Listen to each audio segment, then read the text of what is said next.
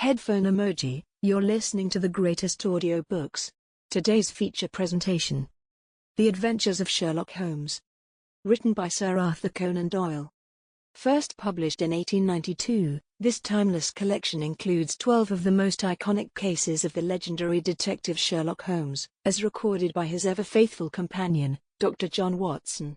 From the shadowy alleys of Victorian London to the drawing rooms of royalty, each mystery showcases the razor-sharp mind, unmatched logic, and cool demeanor of Holmes in action. Now, sit back, relax, and step into the world of deduction, disguise, and danger. The Adventures of Sherlock Holmes. Part 1, A Scandal in Bohemia.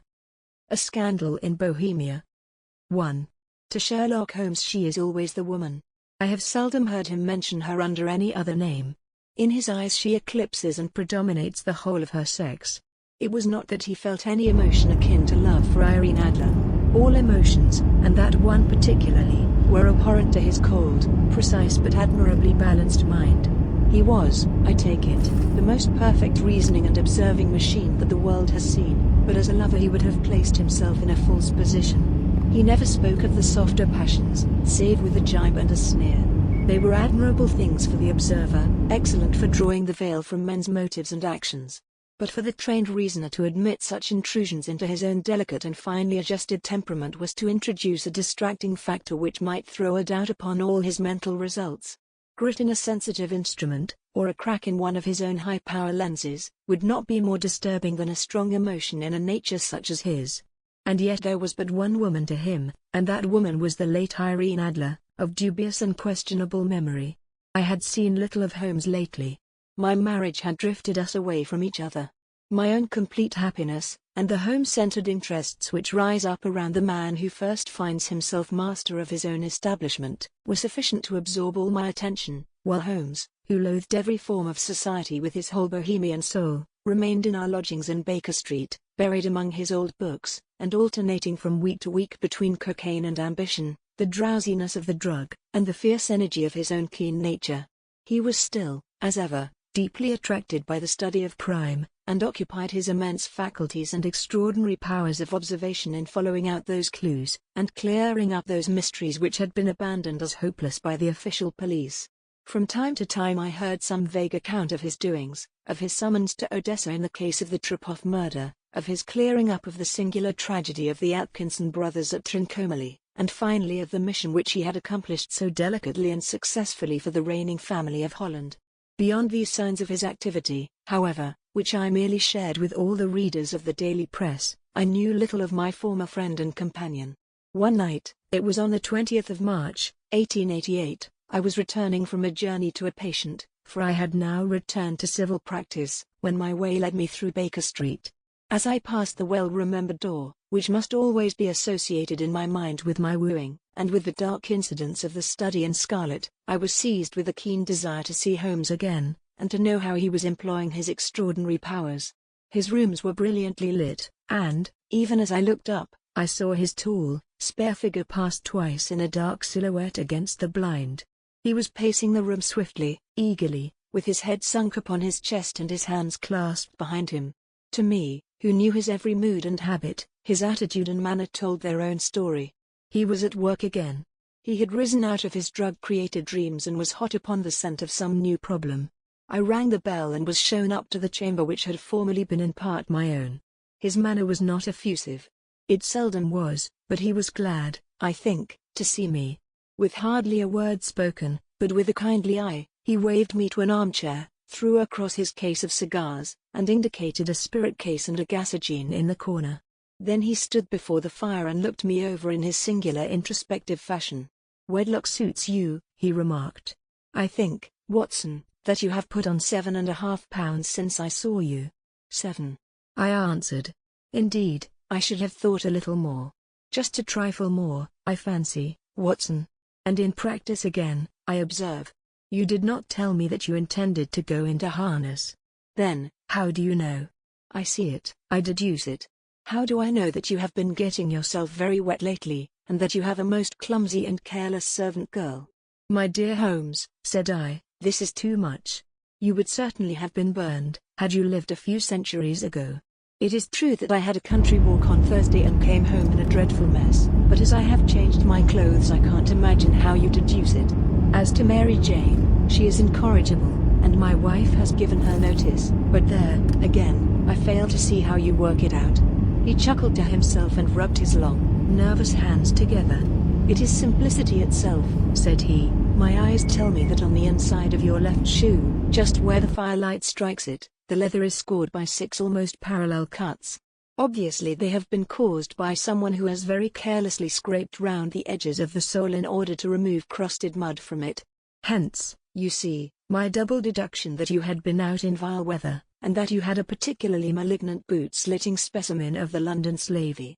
As to your practice, if a gentleman walks into my room smelling of iodoform, with a black mark of nitrate of silver upon his right forefinger, and a bulge on the right side of his top hat to show where he has secreted his stethoscope, I must be dull, indeed, if I do not pronounce him to be an active member of the medical profession."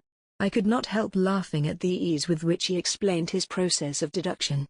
"When I hear you give your reasons," I remarked, "the thing always appears to me to be so ridiculously simple that I could easily do it myself, though at each successive instance of your reasoning I am baffled until you explain your process.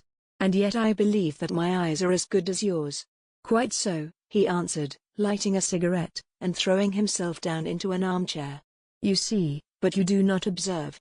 The distinction is clear. For example, you have frequently seen the steps which lead up from the hall to this room." "Frequently. How often?" "Well, some hundreds of times." "Then how many are there?" "How many? I don't know." "Quite so. You have not observed. And yet you have seen. That is just my point. Now, I know that there are 17 steps, because I have both seen and observed. By the way, since you are interested in these little problems, and since you are good enough to chronicle 1 or 2 of my trifling experiences, you may be interested in this." He threw over a sheet of thick, pink-tinted notepaper which had been lying open upon the table. "It came by the last post," said he. "Read it aloud." The note was undated, and without either signature or address.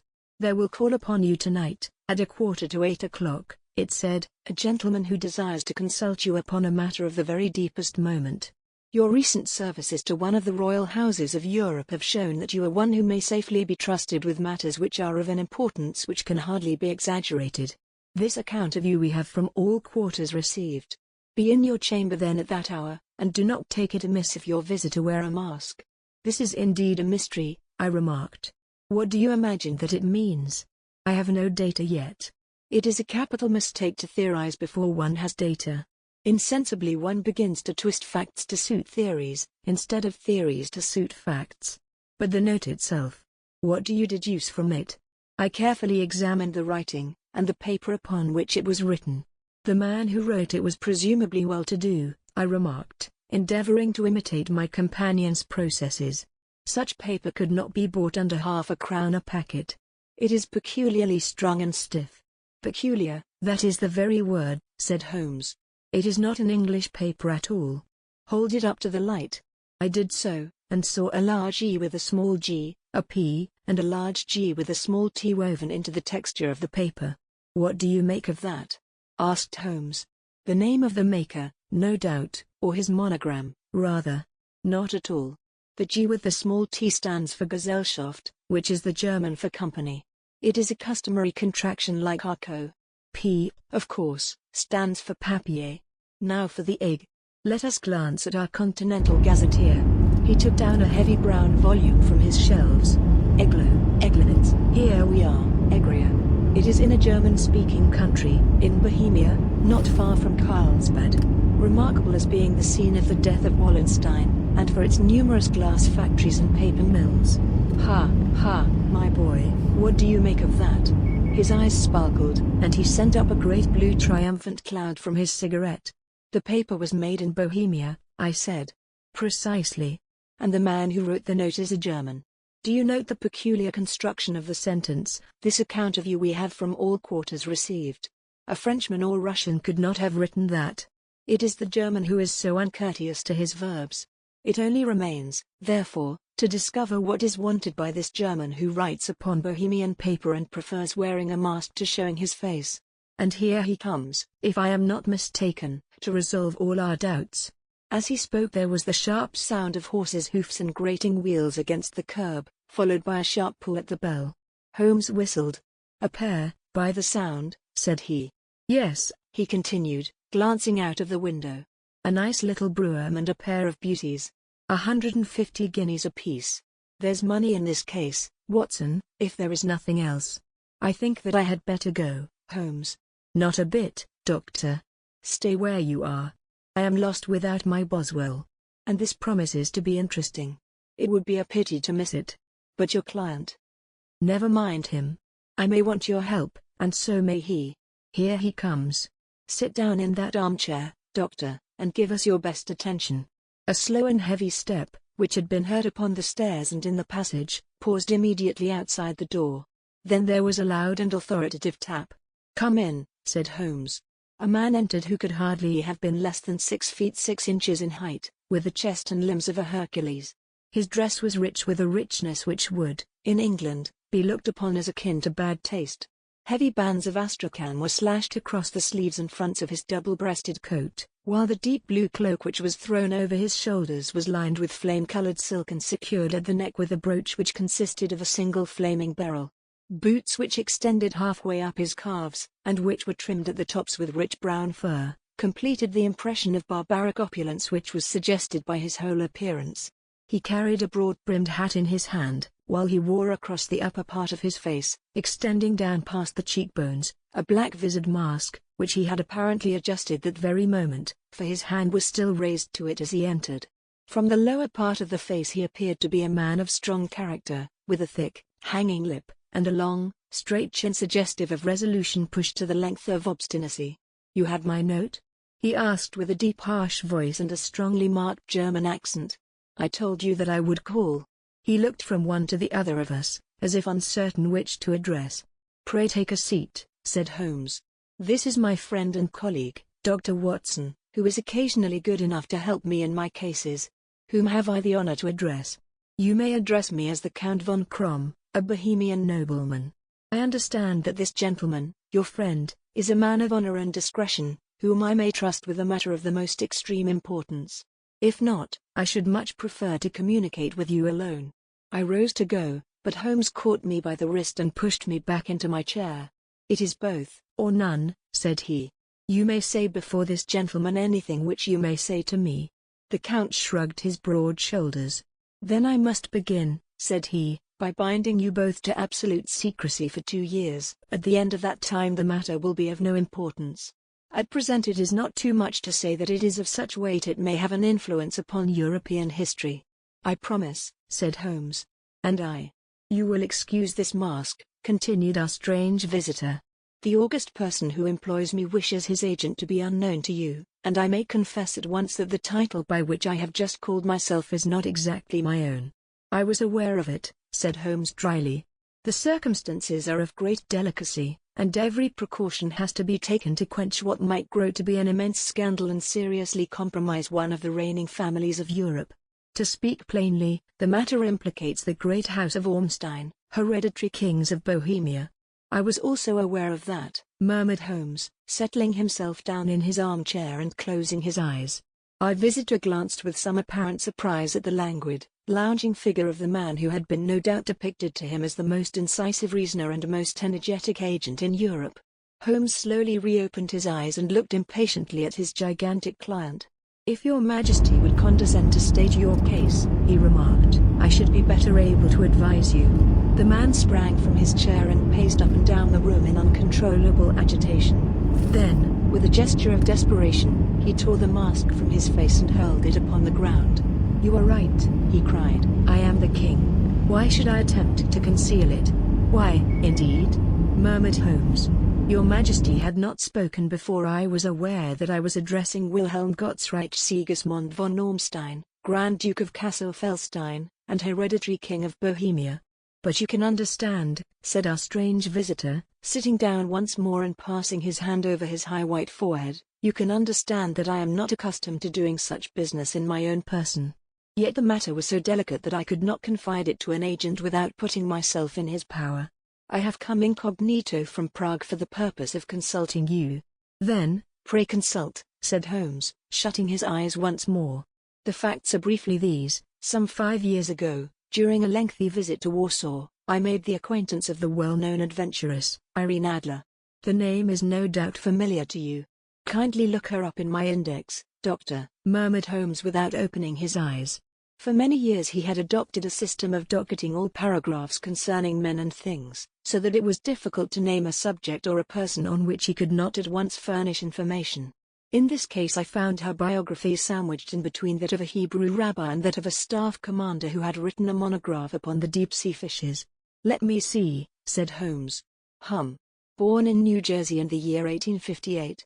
Contralto, La Scala, Prima donna Imperial Opera of Warsaw, yes.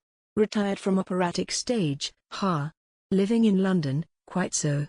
Your Majesty, as I understand, became entangled with this young person, wrote her some compromising letters, and is now desirous of getting those letters back. Precisely so. But how? Was there a secret marriage? None. No legal papers or certificates? None. Then I failed to follow your Majesty. If this young person should produce her letters for blackmailing or other purposes, how is she to prove their authenticity? There is the writing. Pooh. Forgery. My private notepaper. Stolen. My own seal. Imitated. My photograph. Bought. We were both in the photograph. Oh, dear. That is very bad.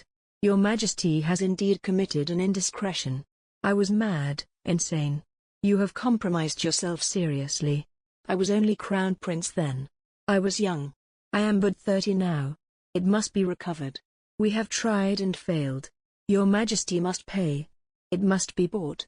She will not sell. Stolen, then. 5 attempts have been made. Twice burglars in my pay ransacked her house.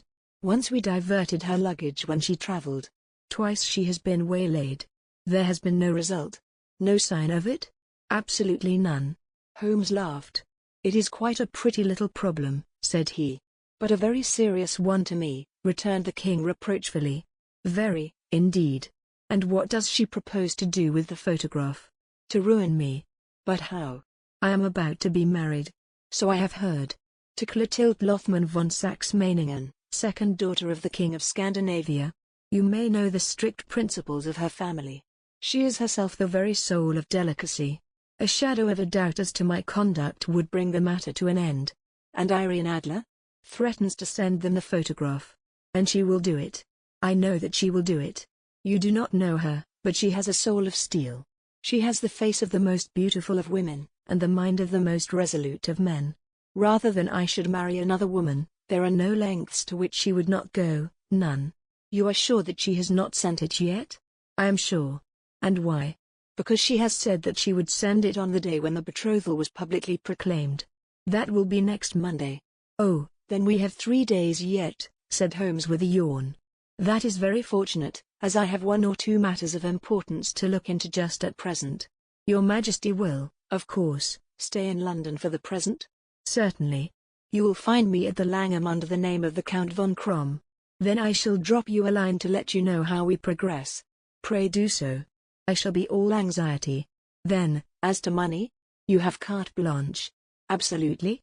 I tell you that I would give one of the provinces of my kingdom to have that photograph." "And for present expenses?" The king took a heavy chamois leather bag from under his cloak and laid it on the table. "There are £300 in gold and 700 in notes," he said. Holmes scribbled a receipt upon a sheet of his notebook and handed it to him. "And Mademoiselle's address?" he asked. "Is Briony Lodge, Serpentine Avenue, St. John's Wood." Holmes took a note of it. "One other question," said he. "Was the photograph a cabinet?" "It was." "Then, good night, Your Majesty, and I trust that we shall soon have some good news for you. And good night, Watson," he added, as the wheels of the royal brougham rolled down the street. "If you will be good enough to call tomorrow afternoon at 3 o'clock, I should like to chat this little matter over with you." 2. At 3 o'clock precisely I was at Baker Street, but Holmes had not yet returned. The landlady informed me that he had left the house shortly after 8 o'clock in the morning. I sat down beside the fire, however, with the intention of awaiting him, however long he might be. I was already deeply interested in his inquiry, for, Though it was surrounded by none of the grim and strange features which were associated with the two crimes which I have already recorded, still, the nature of the case and the exalted station of his client gave it a character of its own. Indeed, apart from the nature of the investigation which my friend had on hand, there was something in his masterly grasp of a situation, and his keen, incisive reasoning, which made it a pleasure to me to study his system of work, and to follow the quick, subtle methods by which he disentangled the most inextricable mysteries. So accustomed was I to his invariable success that the very possibility of his failing had ceased to enter into my head.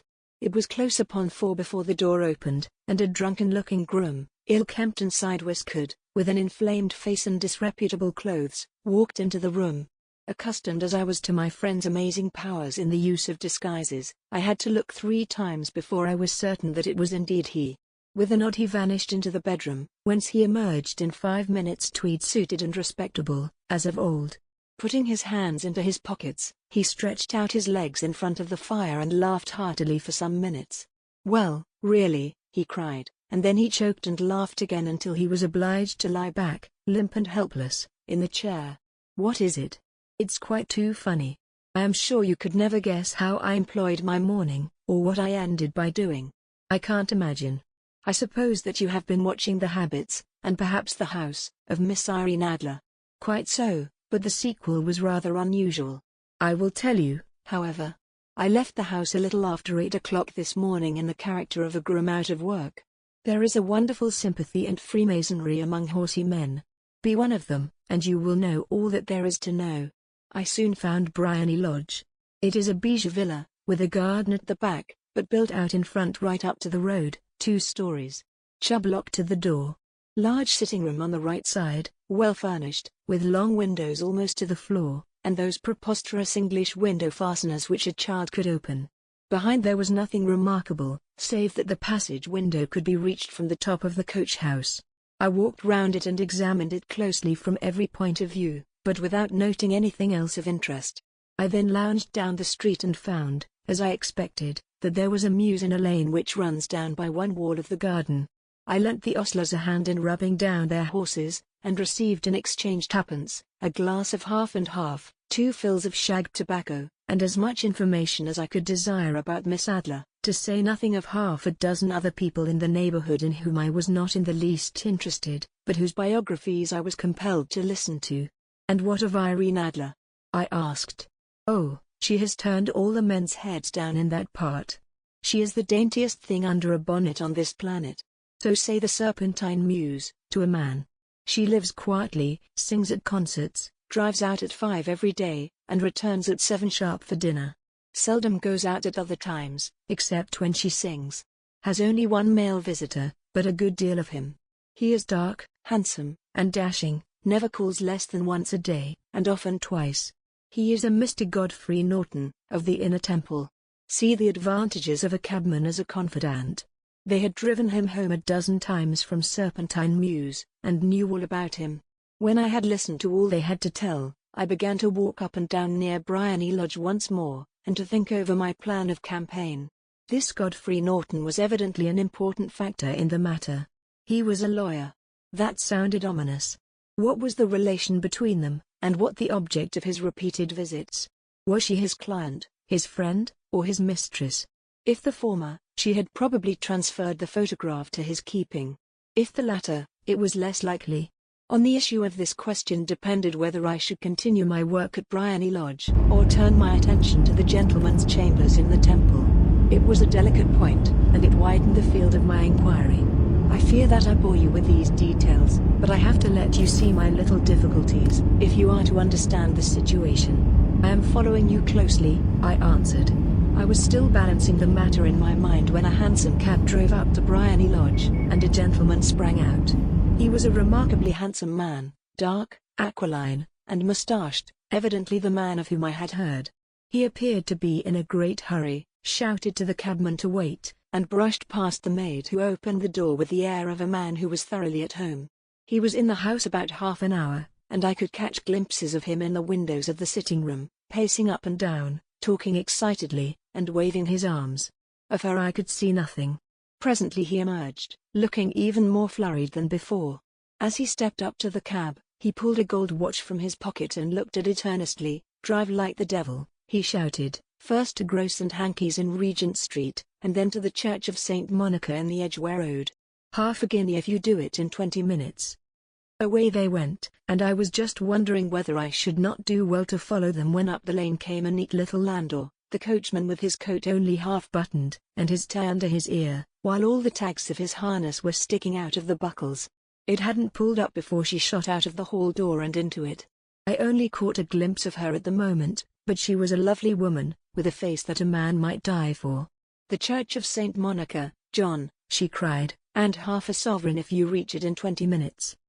This was quite too good to lose, Watson. I was just balancing whether I should run for it, or whether I should perch behind her landau when a cab came through the street. The driver looked twice at such a shabby fare, but I jumped in before he could object. "The Church of St. Monica," said I, "and half a sovereign if you reach it in 20 minutes. It was 25 minutes to 12, and of course it was clear enough what was in the wind. My cabby drove fast. I don't think I ever drove faster, but the others were there before us. The cab and the landau with their steaming horses were in front of the door when I arrived. I paid the man and hurried into the church.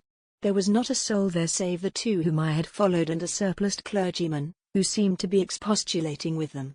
They were all three standing in a knot in front of the altar. I lounged up the side aisle like any other idler who has dropped into a church. Suddenly, to my surprise, the three at the altar faced round to me, and Godfrey Norton came running as hard as he could towards me. "Thank God," he cried. "You'll do. Come. Come." "What then?" I asked. "Come, man, come, only 3 minutes, or it won't be legal."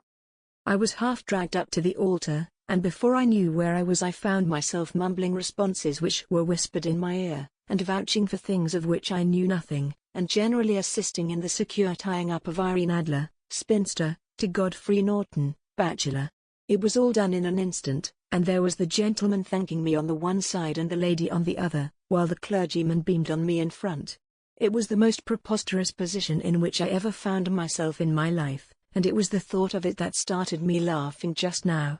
It seems that there had been some informality about their license, that the clergyman absolutely refused to marry them without a witness of some sort, and that my lucky appearance saved the bridegroom from having to sally out into the streets in search of a best man.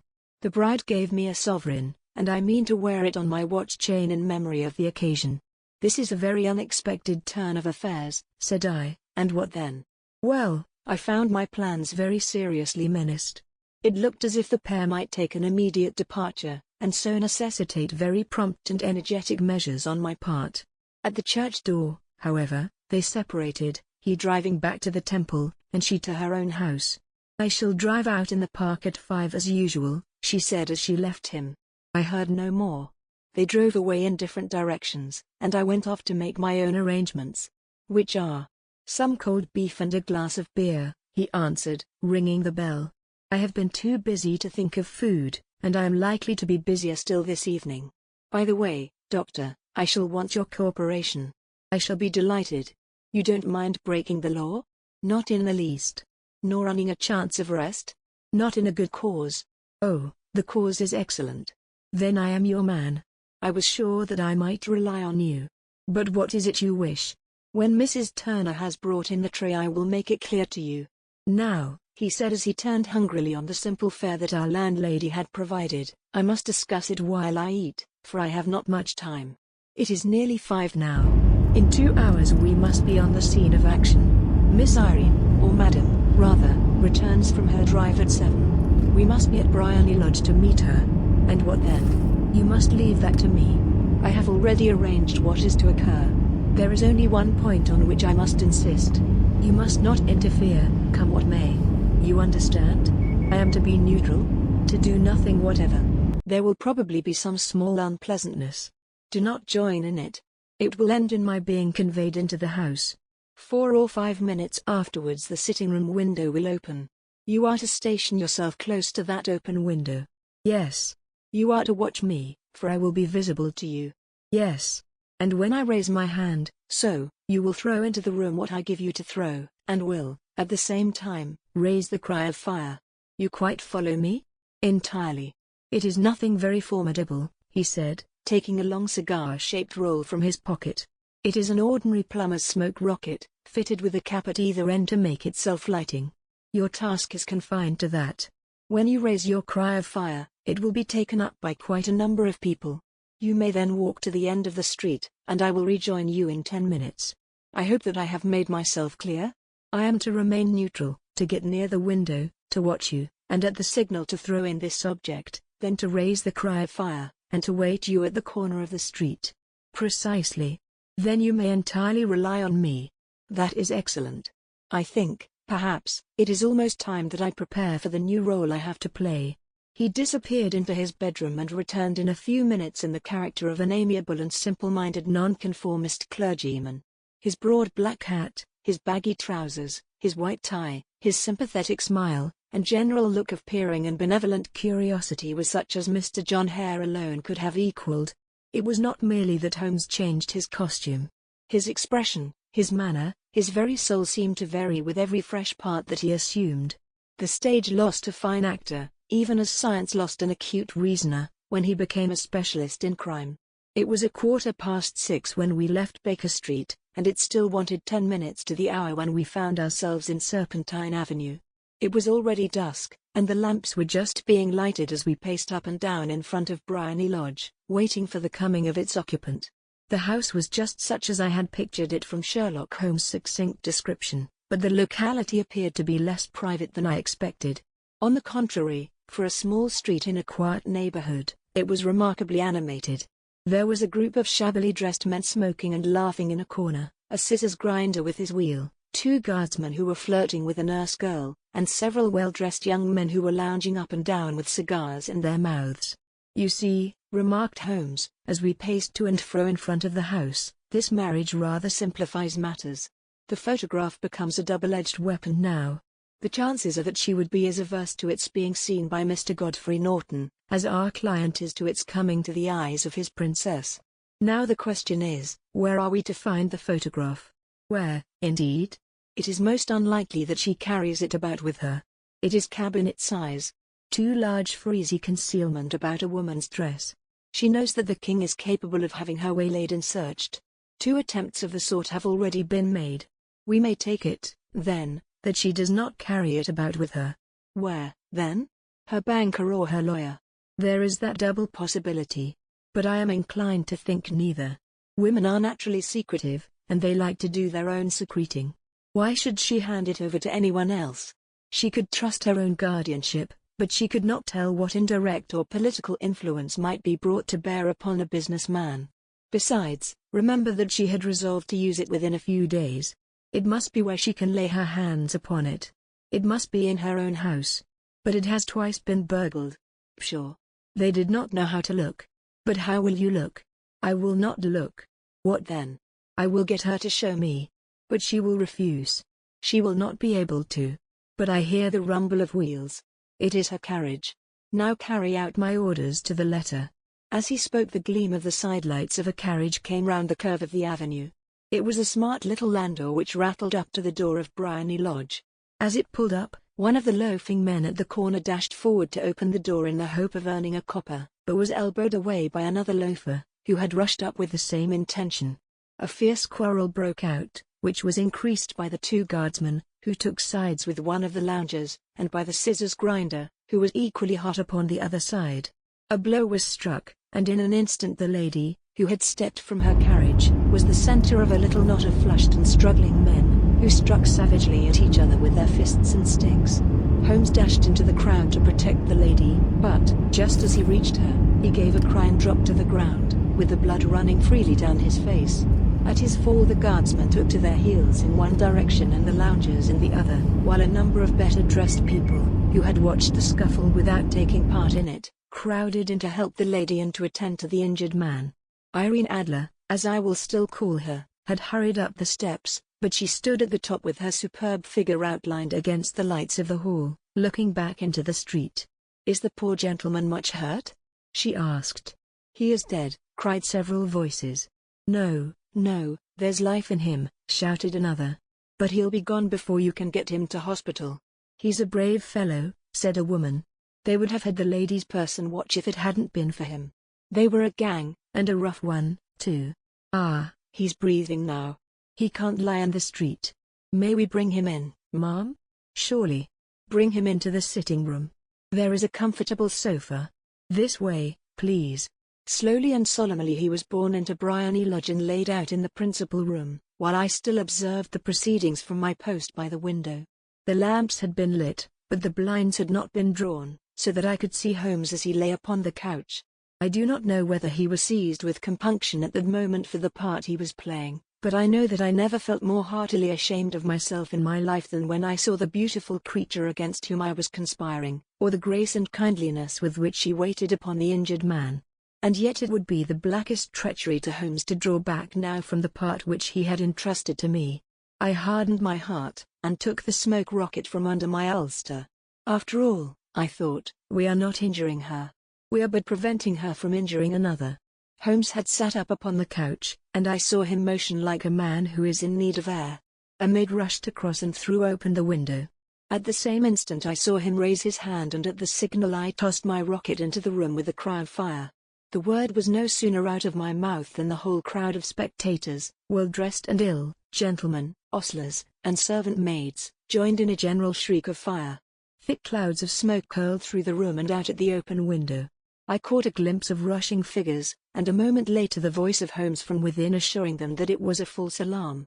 Slipping through the shouting crowd I made my way to the corner of the street, and in 10 minutes was rejoiced to find my friend's arm in mine, and to get away from the scene of uproar. He walked swiftly and in silence for some few minutes until we had turned down one of the quiet streets which lead towards the Edgware Road.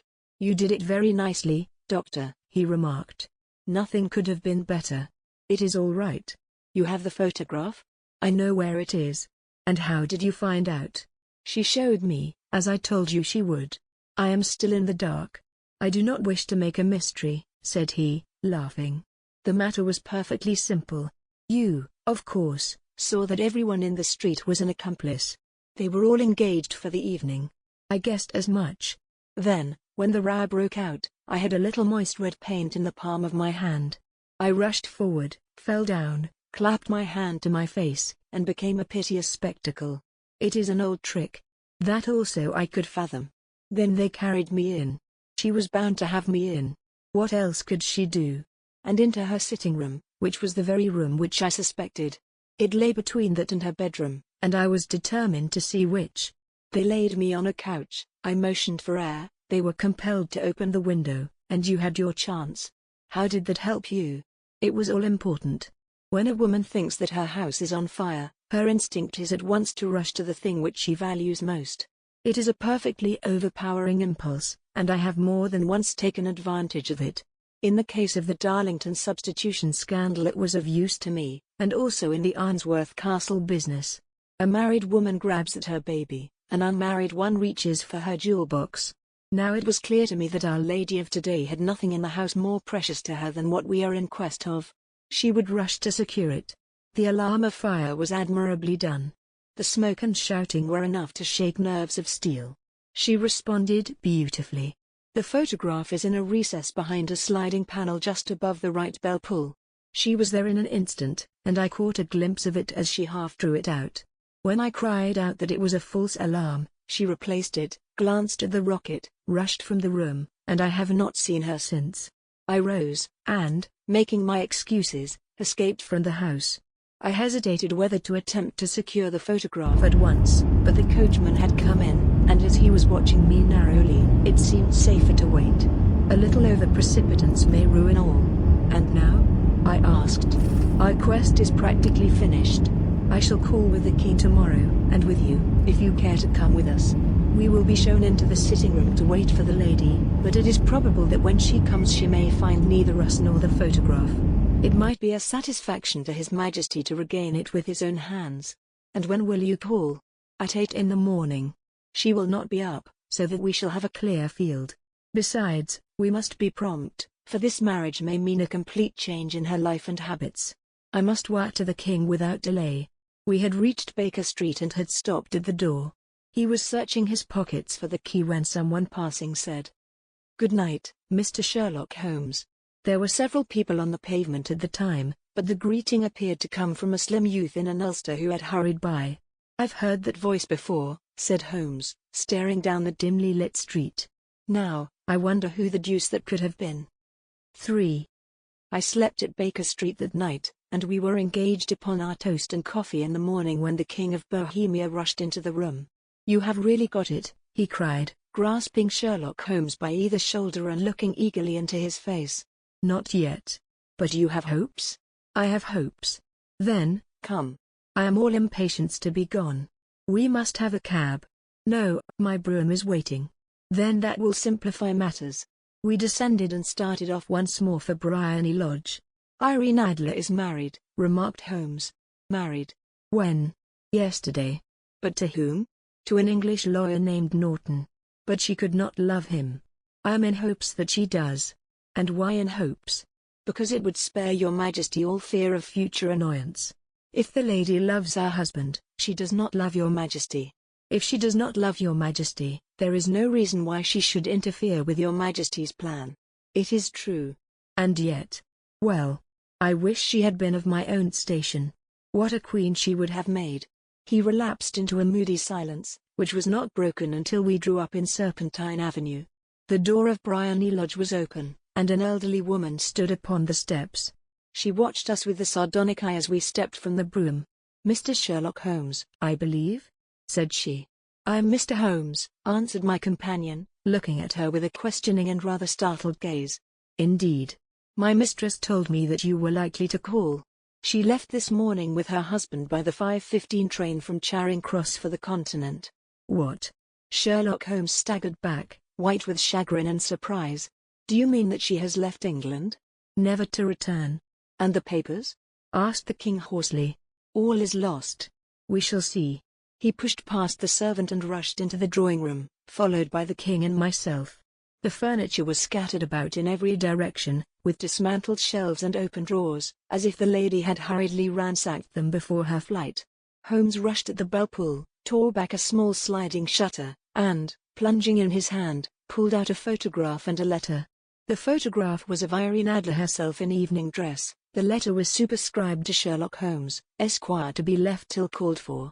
My friend tore it open, and we all three read it together. It was dated at midnight of the preceding night and ran in this way. "My dear Mr. Sherlock Holmes, you really did it very well. You took me in completely.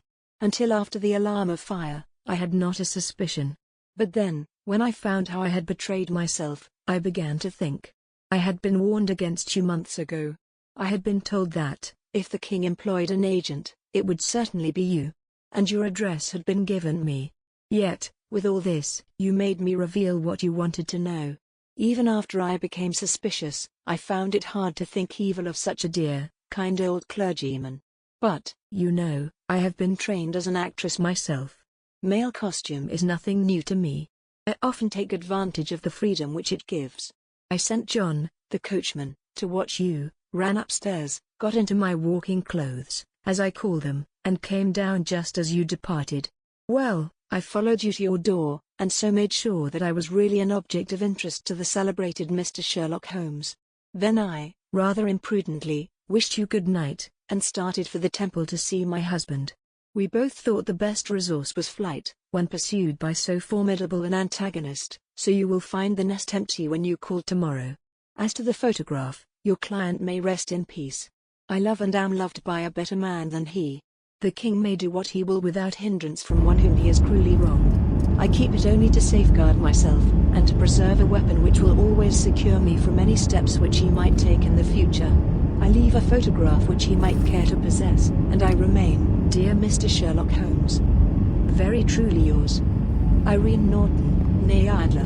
What a woman, oh, what a woman, cried the King of Bohemia, when we had all three read this epistle. Did I not tell you how quick and resolute that she was? Would she not have made an admirable queen? Is it not a pity that she was not on my level? From what I have seen of the lady, she seems, indeed, to be on a very different level to your Majesty, said Holmes coldly. I am sorry that I have not been able to bring your Majesty's business to a more successful conclusion. On the contrary, my dear sir, cried the king, nothing could be more successful.